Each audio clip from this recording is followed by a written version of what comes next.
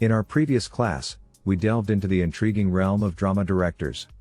These visionaries orchestrate plays, blending human and material facets into seamless productions. In today's class, we will discuss the topic of paper craft.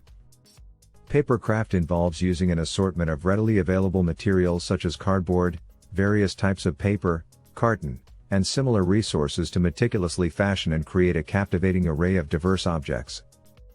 Through the artful manipulation of these materials, individuals can breathe life into their imagination, transforming the mundane into the extraordinary and producing intricate works of art that reflect both skill and creativity. The versatility of paper craft allows for the construction of objects ranging from delicate and intricate paper sculptures to functional items that combine form and functionality in delightful harmony.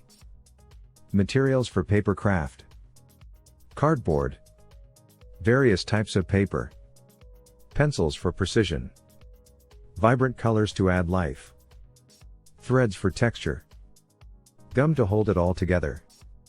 Tools for paper craft: sharp blades for intricate cuts, a reliable pair of scissors, paint brushes for adding artistic flair.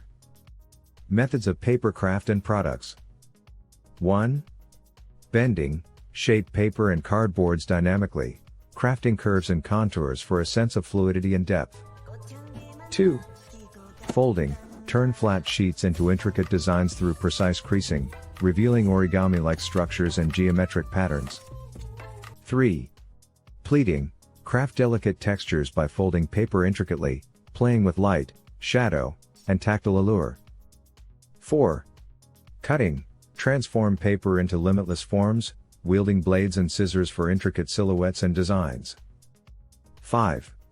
Assembling, blend cutting, folding, and pleating into harmonious pieces, creating visually striking and cohesive artworks.